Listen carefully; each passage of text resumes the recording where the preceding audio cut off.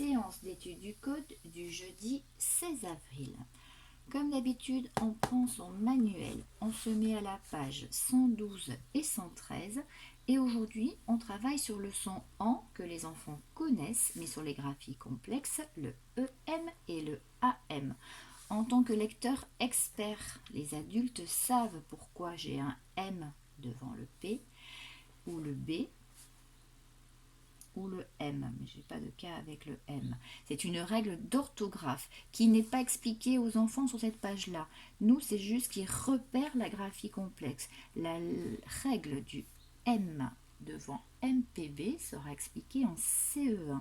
Donc on n'embrouille personne, on repère juste que des fois le AN s'écrit avec un M. On découvre les mots de la maison. On n'a pas de difficulté. On peut faire observer que le che de shampoing est un mot anglais, donc c'est pour ça que je n'ai pas mon CH. On fait notre lecture de syllabes, on manipule les sons. Je nomme les mots illustrés, poule, ampoule. Et je trouve quels sons il faut ajouter au début de chaque mot pour former le mot suivant. En poule, il me manquait le en.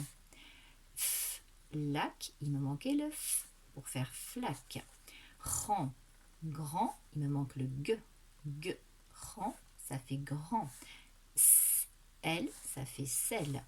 Je lis mes mots. On commence à sensibiliser sur la lettre qui viendra après, mais on n'insiste pas. C'est vraiment au programme du CE1 et je lis mon texte. Je prends le fichier. Petite date, mot des consignes, on est parti. Entoure le bon mot. Je regarde, je choisis. Là, je suis avec l'enfant pour être sûr qu'il n'y a pas de difficulté.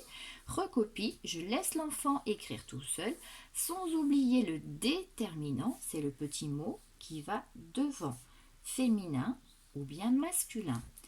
Relis les dessins à la chambre si tu entends le son en. Dans ma chambre, j'ai une lampe, j'ai une ampoule, le jambon, même si maman ne va pas être tout à fait d'accord. Un tambourin. Par contre, livre, j'entends pas le en, donc je le range pas dans ma chambre. Attention parce que c'est un problème de sens.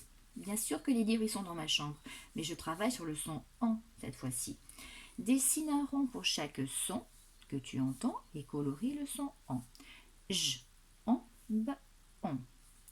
J, en, b. Ce sont les mots oraux, pas les mots écrits. Donc ce n'est pas une jambe, mais quand je parle, c'est bien une jambe. J, en, b. En, p ou l. L, en, p.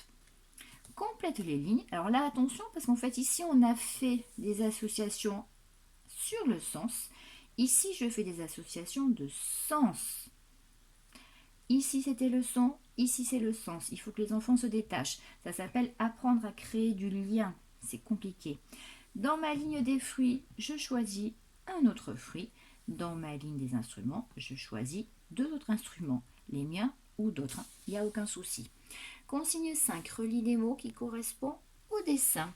Je garde le code couleur pour que la lecture se fasse de manière accompagnée et le fait de relier, la gestion de l'organisation spatiale se fasse en autonomie. Consigne 6, écris les lettres qu'il faut ajouter au premier mot pour obtenir le second. Pour écrire enfant, il me manquait le enfant.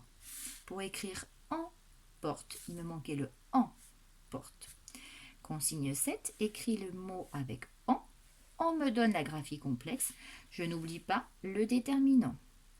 L'enfant est censé se débrouiller tout seul. Ce sont des mots écrits, donc j'oublie pas le E à la fin. C'est bien vampire, lampe, ampoule, champignon. Peut-être qu'il faudra soutenir un petit peu pour le nœud, parce qu'on l'a juste vu une seule fois.